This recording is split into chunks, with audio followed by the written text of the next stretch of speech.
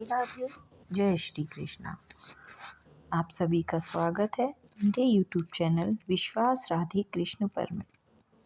श्री कृष्ण कैसे पड़ा श्री कृष्ण का नाम लड्डू गोपाल, कहाँ से आया ये उनका बाल स्वरूप, आइए जानते हैं ये दिलचस्प कहानी। हिंदू धर्म ग्रंथों में श्री कृष्ण को भगवान विष्णु का 8वां अवतार माना जाता है। वहीं द्वापर युग में हुए श्री कृष्ण को अनेक नामों से जाना जाता है। इनमें से श्री कृष्ण का एक प्रसिद्ध रूप लड्डू गोपाल भी है।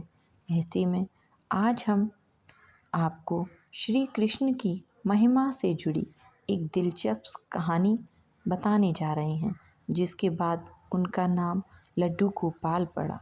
तो आइए इसका रसास्वादन करते हैं। काफ़ी समय पहले ब्रजभूमि में श्री कृष्ण के एक अनन्य भक्त कुंभनदास जी रहते थे। उनका एक पुत्र था, नाम था रघुनंदन। कहते हैं भगवान श्री कृष्ण की भक्ति में कुंभनदास पूरा समय लीन रहते और समस्त विधि विधान और नियम के अनुसार श्री कृष्ण जी की सेवा करते थे। यहाँ तक कि उन्हें कहीं जाना भी होता था तो भी वे श्री कृष्ण को छोड़कर कहीं नहीं जाते थे। उनका मानना था कि ऐसा करने से, कि कहीं चले जाने से श्री कृष्ण की सेवा में कोई विघ्न उत्पन्न हो सकता है। ऐसा करते करते कई साल बीत गए। वहीं एक दिन वृंदावन से उनके लिए भागवत कथा का न्योता आया, जिसे उनके द्वारा पहले तो मना कर दिया, लेकिन भक्तों के अत्यधिक जोर देने पर वे कथा के लिए वृंदावन जाने को मान गए। यहाँ उनकी ये सोच थी कि भगवान की सेवा की तैयारी करके वे हर रोज़ कथा करके वापस लौट आया करेंगे, और ऐसा करने से भगवान की सेवा में कोई विघ्न भी नहीं आएगा। फिर भागवत कथा के लिए जाते समय फिर भी उन्होंने अपने पुत्र रघुनंदन को समझाते हुए कहा कि उन्होंने भोग तैयार कर दिया है और रघुनंदन तुम बस ठाकुर जी को समय पर भोग लगा देना। इसके बाद कुंभनदास भागवत कथा के लिए चले गए।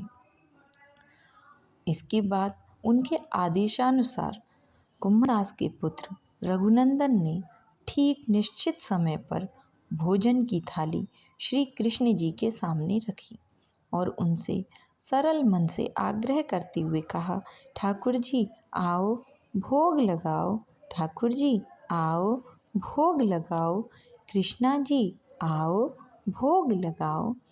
रघुनंदन के बाल मन में ये विचार था कि श्री कृष्ण जी स्वयं आकर अपने हाथों से भोजन करेंगे, लेकिन श्री कृष्ण जी नहीं आए। इस पर रघुनंदन परेशान हो गया और उसने बार बार प्रभु से आग्रह किया कि कृष्णा आओ भोग लगाओ, कृष्ण जी कृष्णा आओ भोग लगाओ, लेकिन भोजन तो वैसा ही रखा रहा। ये देखकर रघुनंदन उदास हो गया और उसने रोते हुए पुकारा, ठाकुर जी आओ भोग लगाओ, कृष्णा आओ भोग लगाओ।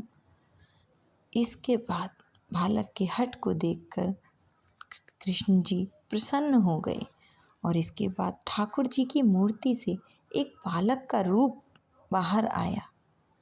ये प्रभु ही थे जो बाल रूप धारण करके बाहर आए थे और भोजन करने बैठ गए।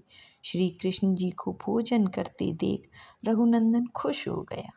इसके बाद भागवत कथा से रात को जब कुंभनदास जी आए तो उन्होंने अपने पुत्र रघुनंदन से कहा, बेटा ठाकुर जी को तुमने भोग लगा दिया था? इस पर रघुनंदन बोला, हाँ। ये सुनने के बाद कुंभनदास जी ने रघुनंदन से प्रसाद मांगा। इस पर रघुनंदन बोले कि ठाकुर जी ने तो सारा भोजन खा लिया, कुछ बचा ही नहीं। इस पर कुंभनदास जी ने सोचा कि हो सकता है बच्चा है रघुनंदन, भूख लगी होगी, इसके चलते वो सारा प्रसाद खा गया होगा। लेकिन इसके बाद ये हर रोज की स्थिति हो गई कि भोजन की थाली लगाकर कुम्भनदास जी जाते और रघुनंदन ठाकुर जी को भोग के लिए आग्रह करते और कृष्ण जी स्वयं वहां आकर भोजन कर लेते। लेकिन वहीं कुम्भनदास जी रोज वापस आकर जब रघुनंदन से प्रसाद मांगते तो रघुनंदन कहता कि ठाकुर जी ने सारा भोग खा लिया। हर रोज होने वाली इस प्रक्रिया के बीच कुम्भनदास जी को शक होने लगा कि कहीं उनका पुत्र रघुनंदन उनसे झूठ तो नहीं बोलने लग गया है। फिर एक दिन कुम्भनदास जी ने सच का पता लगाने के लिए एक उपाय सोचा। एक दिन कुम्भनदास कहीं बाहर नहीं गए और लड्डू बनाकर थाली में सजाने के बाद छुप कर ये देखने लगे कि रघुनंदन करता क्या है। इस बार भी रघुनंदन ने हर रोज की तरह ही श्री कृष्ण जी को पुकारा तो रघुनंदन की पुकार सुनकर श्री कृष्ण जी बालक के रूप में प्रकट हो गए और लड्डू उठाकर खाने लगे। कुम्भनदास ने जैसे ही ये दृश्य देखा तो वो दौड़ते हुए आए और बालक के रूप में आए श्री कृष्ण जी के चरणों में गिर गए। इस समय ठाकुर जी के एक हाथ में लड्डू और दूसरे हाथ में दूसरा लड्डू मुख के समीप था।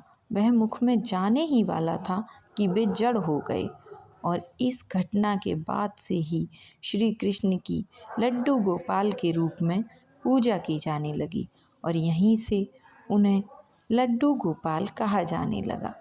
लड्डू गोपाल का ये स्वरूप बहुत ही भोला भाला और मासूम है। वो बालक के रूप में है।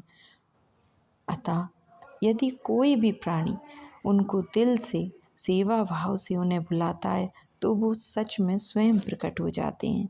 बोलिए लड्डू गोपाल जी की जय, राधा रानी की जय।